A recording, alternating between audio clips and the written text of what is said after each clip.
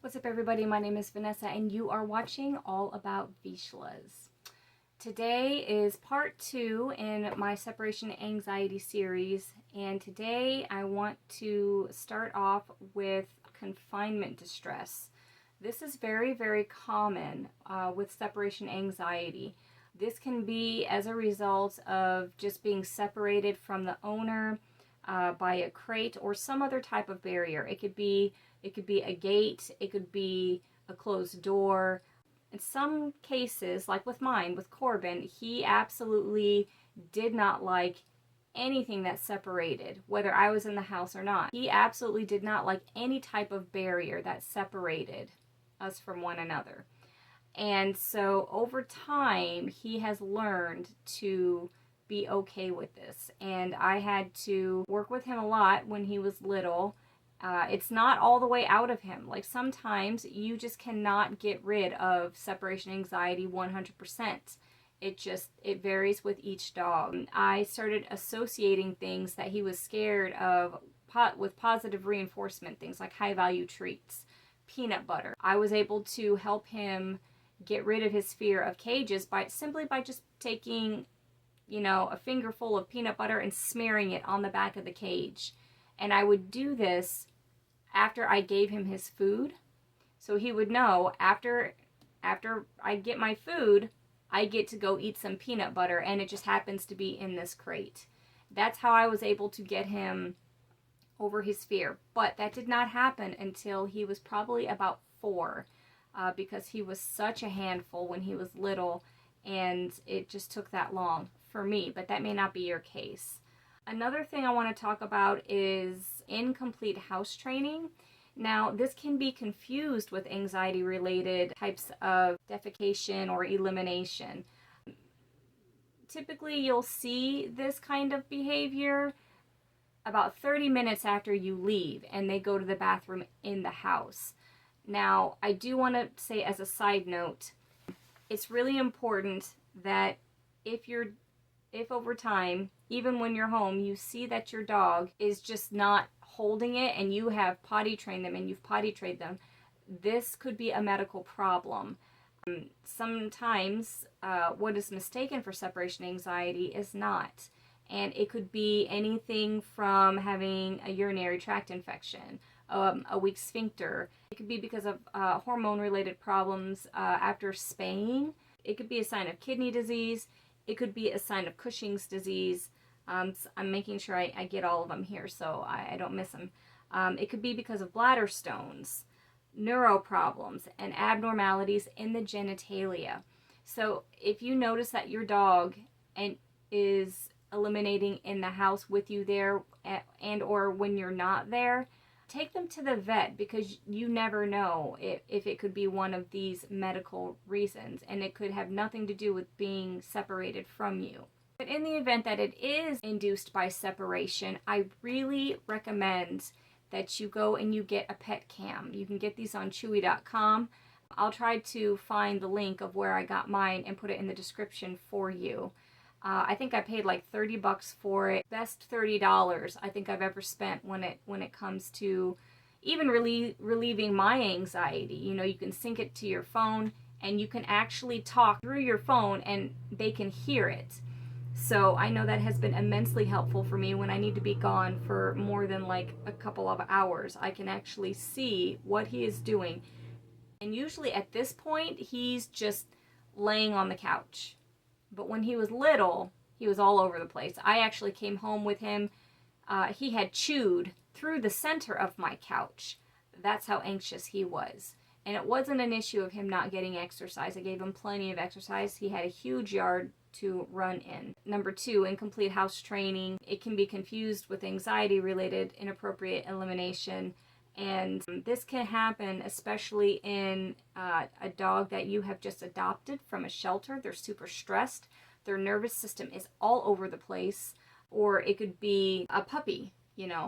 Puppies and or adopted dogs and I would say would be more prone to this kind of behavior in some circumstances. Another sign of separation anxiety induced behavior is when you come home and you see them digging or you see them chewing near the source of where you're leaving. This again was the case with me. With Corbin, I had about that far of a gap between the door jamb and the door. I guess I don't know the right terminology, but there was a gap about this big, and I could actually see outside. He had become so stressed one day. He was literally clawing the wall and chewing, and there was blood all over the door.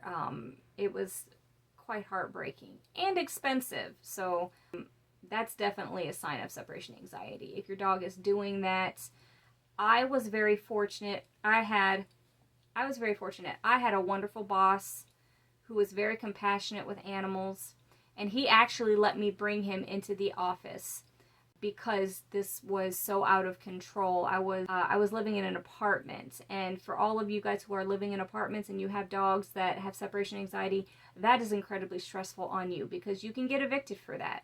So if you have a boss that is compassionate and will allow you to bring your dog to work until you can get that behavior under control, I would explore it. Work environments now have changed. There has been a shift. And if you can even get an employee to show up to work nowadays, I have found a lot of employers will bend over backwards to get people to come and work for them. So just communicate with your employer, let them know. Or if you have a support system, I cannot stress enough of the importance of having a support system. There are going to be times when you just need a break. You need a break. You cannot spend 24 hours a day with your dog. You have things to do. And you just need that separation from them. Even though they don't want to be separated from you, you need time to yourself.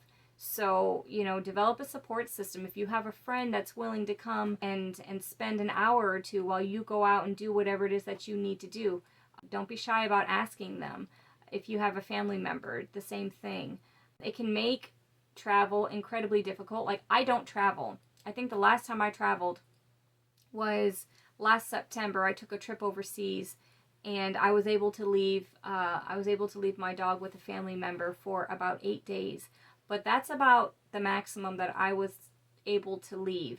And it's incredibly stressful when you want to live your life and you have this little creature that is so attached to you and is heartbroken when you leave them. You in turn feel heartbroken having to leave them. So it's almost like their separation anxiety becomes your separation anxiety, and then there becomes this feedback loop, and it can be very stressful. And another sign of separation anxiety, chewing of personal items. Again, that's why it's so important to have a camera to see when this is happening and how soon after you leave this is happening.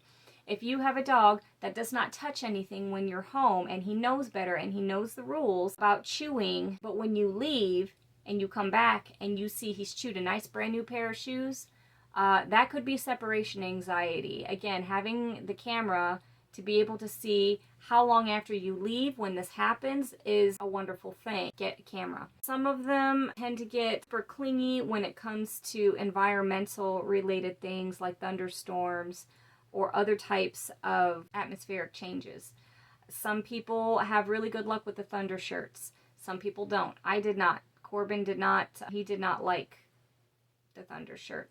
And as he got older, he actually grew out of his fear of thunder. I think a lot of it has to do with them being puppies and just they need that exposure. They need that, that they need that socialization.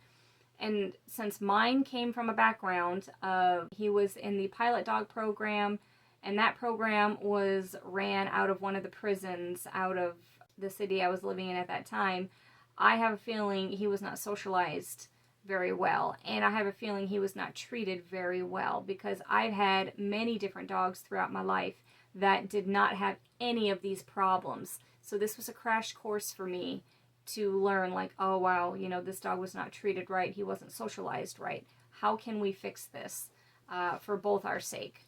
By the time he was 4, he grew out of certain behaviors, but it took a lot of work, and it took a lot of patience, it took a lot of love and consistency. You have to be consistent when you are handling a dog that has this kind of a situation. You are the leader of your dog. You are your dog's best advocate. So if your dog is struggling with these types of behaviors, try to refrain from getting mad or discouraged, especially if you are not being consistent. Dogs need routine, they need structure, they need boundaries, and the less your dog has that, the more anxious it will be. I have found that when I got my dog into service dog training, and I was just on it every single day, like, by this time we have done this, by this time we're here, we're going to go, and he did very, very well, and he passed his Canine Good Citizen test. So I would really encourage you guys, if you struggle with consistency, it's like anything else. A new habits, changing your habits and developing new ones takes time. If you're able to do that for yourself and incorporate these types of things into your schedule, it will become much easier, and it just becomes like clockwork. Like, let's get this done, and your dog will improve. Set your dog up for success. Setting the dog up for success is also much like setting yourself up for success, because it's not just the dog that experienced the separation anxiety. You suffer the consequences too, and it can start and it can trigger separation anxiety in you, where you never want to leave your dog because you are afraid of the damage to himself and the damage to your house, and it just becomes this negative feedback loop. So how do we set up for success against these challenges? So number one, start distancing yourself from your dog when you are in the house. I started by just having my dog in the other room with a crate. When I found out that didn't work and the crate was not working for him, I removed the crate and I just put baby gate in front of the door. And then when he would stop whining, I would come back and I would give him a treat. And then I would do the same thing and I would increase the time. Come back when he was calm, give him a treat. And this went on for months. It's very, very slow.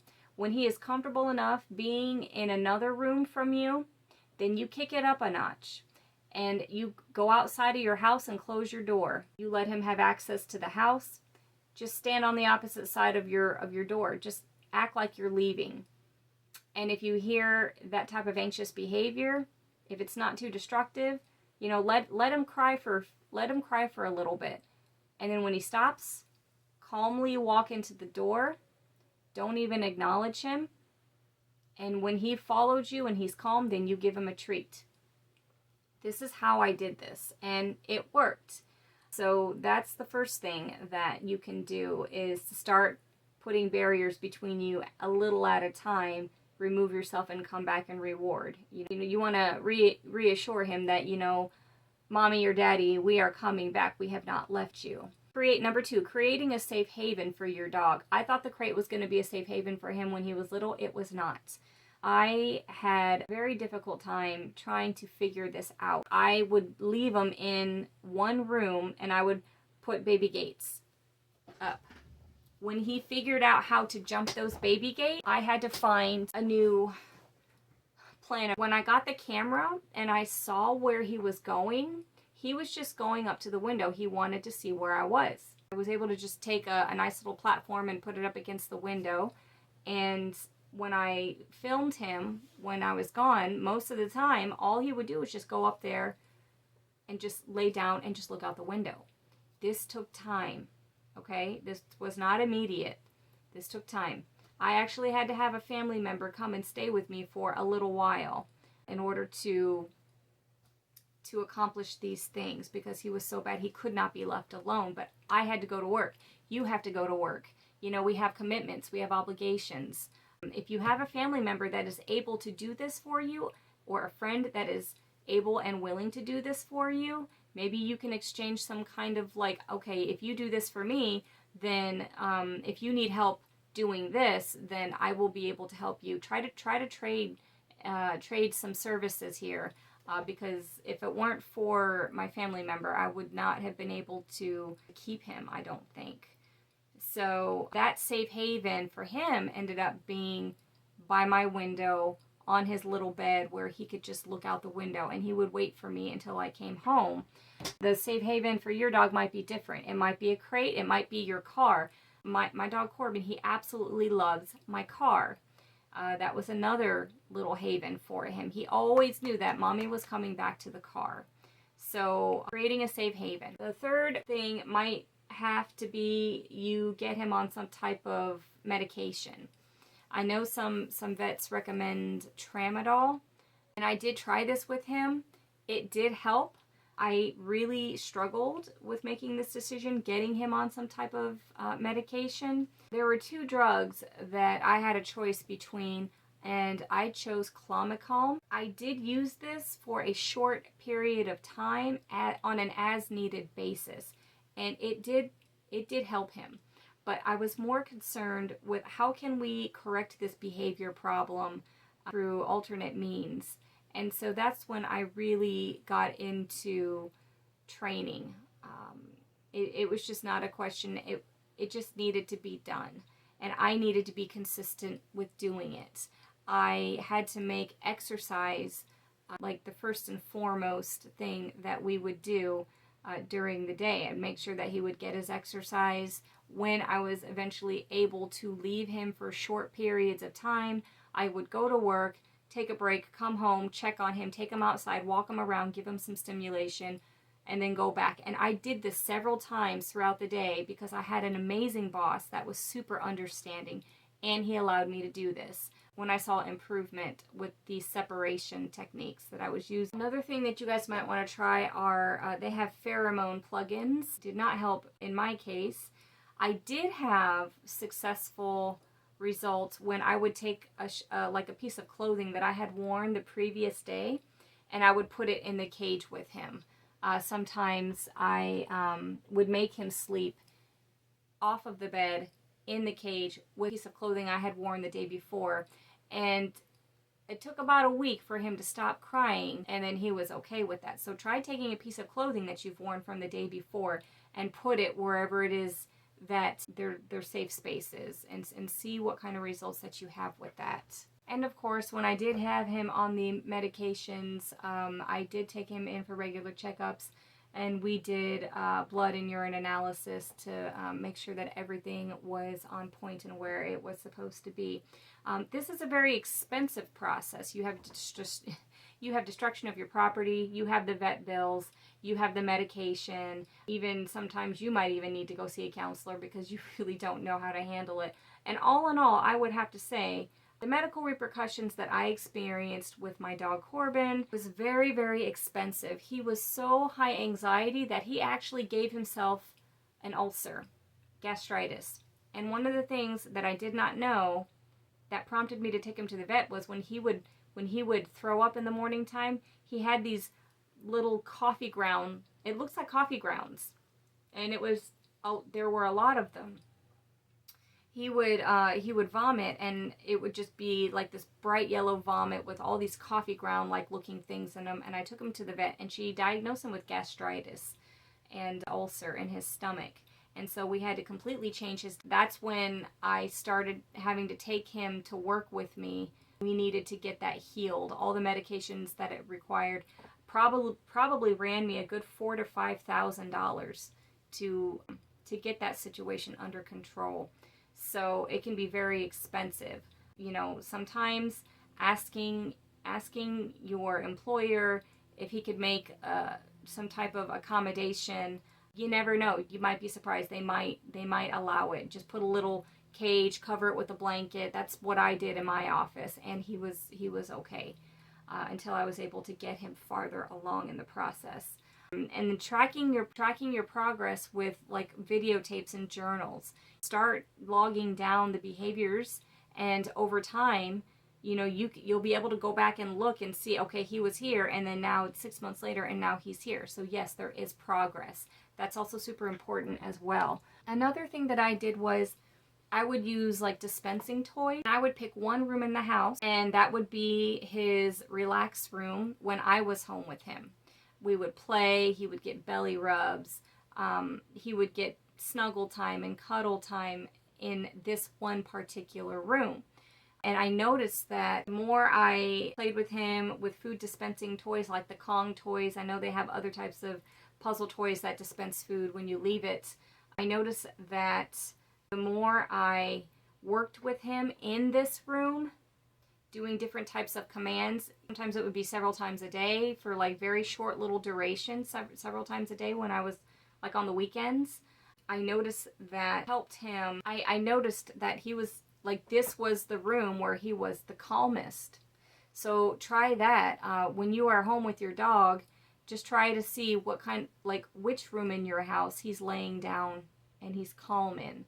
And notice if that is the room that he gets the most attention in. If that's the room that he gets most of the training and the high value treats and the attention, if he's laying in that room, then that's a good space to make his space. So these are some of the tips that I have that I used myself. I hope that it can help you guys with your dogs. There will be a part 3 coming out. So in part 3, I'm going to share some other things, other thoughts and resources that I've read that have helped me through this struggle with my dog.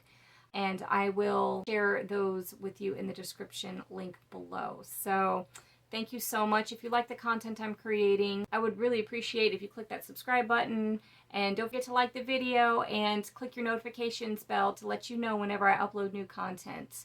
Until next time, keep loving your fur babies and hang in there.